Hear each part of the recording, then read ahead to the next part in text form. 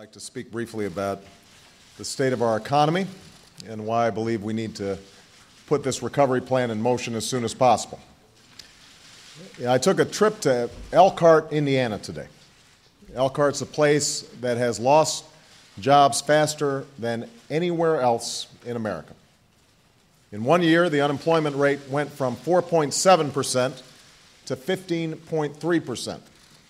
Companies that have sustained this community for years are shedding jobs at an alarming speed. And the people who've lost them have no idea what to do or who to turn to. They can't pay their bills. They've stopped spending money. And because they've stopped spending money, more businesses have been forced to lay off more workers. In fact, local TV stations have started running public service announcements that tell people where to find food banks, even as the food banks don't have enough to meet the demand. As we speak, similar scenes are playing out in cities and towns across America. Last Monday, more than 1,000 men and women stood in line for 35 firefighter jobs in Miami. Last month, our economy lost 598,000 jobs, which is nearly the equivalent of losing every single job in the state of Maine. And if there's anyone out there who still doesn't believe this constitutes a full-blown crisis, I suggest speaking to one of the millions of Americans whose lives have been turned upside down because they don't know where their next paycheck is coming from. And that is why the single most important part of this economic recovery and reinvestment plan is the fact that it will save or create up to 4 million jobs, because that's what America needs most right now. It is absolutely true that we can't depend on government alone to create jobs or economic growth. That is and must be the role of the private sector. But at this particular moment, with the private sector so weakened by this recession, the federal government is the only entity left with the resources to jolt our economy back into life. It is only government that can break the vicious cycle where lost jobs lead to people spending less money, which leads to even more layoffs. And breaking that cycle is exactly what the plan that's moving through Congress is designed to do. When passed, this plan will ensure that Americans who've lost their jobs through no fault of their own can receive greater unemployment benefits and continue their health care coverage. We'll also provide a $2,500 tax credit to folks who are struggling to pay the costs of their college tuition, and $1,000 worth of badly needed tax relief to working and middle-class families. These steps will put more money in the pockets of those Americans who are most likely to spend it, and that will help break the cycle and get our economy moving. But as we've learned very clearly and conclusively over the last 8 years, tax cuts alone can't solve all of our economic problems, especially tax cuts that are targeted to the wealthiest few Americans. We have tried that strategy time and time again, and it's only helped lead us to the crisis we face right now.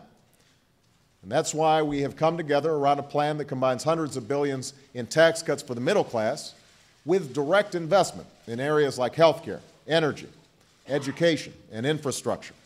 Investments that will save jobs, create new jobs and new businesses, and help our economy grow again, now and in the future. More than 90% of the jobs created by this plan will be in the private sector. They're not going to be make-work jobs, but jobs doing the work that America desperately needs done. Jobs rebuilding our crumbling roads and bridges, repairing our dangerously deficient dams and levees so that we don't face another Katrina. There'll be jobs building the wind turbines and solar panels and fuel-efficient cars that will lower our dependence on foreign oil, and modernizing our costly healthcare system that will save us billions of dollars and countless lives. There'll be jobs creating the 21st century classrooms, libraries, and labs for millions of children across America.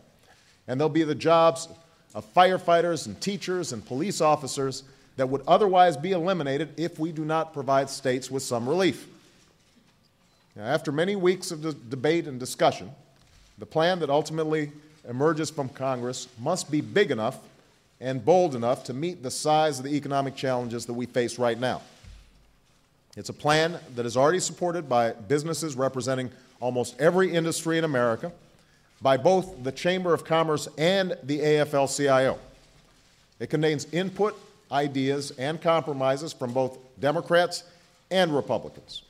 It also contains an unprecedented level of transparency and accountability so that every American will be able to go online and see where and how we're spending every dime.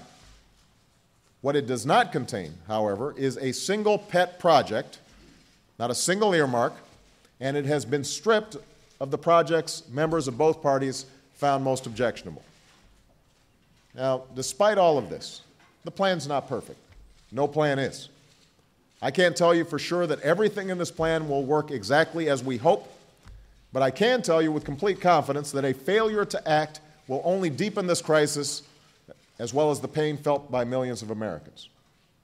Now, my administration inherited a deficit of over $1 trillion, but because we also inherited the most profound economic emergency since the Great Depression, doing little or nothing at all will result in even greater deficits, even greater job loss, even greater loss of income, and even greater loss of confidence. Those are deficits that could turn a crisis into a catastrophe, and I refuse to let that happen. As long as I hold this office, I will do whatever it takes to put this economy back on track and put this country back to work. I want to thank the members of Congress who've worked so hard to move this plan forward. But I also want to urge all members of Congress to act without delay in the coming week to resolve their differences and pass this plan. We find ourselves in a rare moment where the citizens of our country and all countries are watching and waiting for us to lead. It's a responsibility that this generation did not ask for, but one that we must accept for the future of our children and our grandchildren. The strongest democracies flourish from frequent and lively debate, but they endure when people of every background and belief find a way to set aside smaller differences in service of a greater purpose. That's the test facing the United States of America in this winter of our hardship. And it is our duty as leaders and citizens to stay true to that purpose in the weeks and months ahead. After a day of speaking with and listening to the fundamentally decent men and women who call this nation home, I have full faith and confidence that we can do it.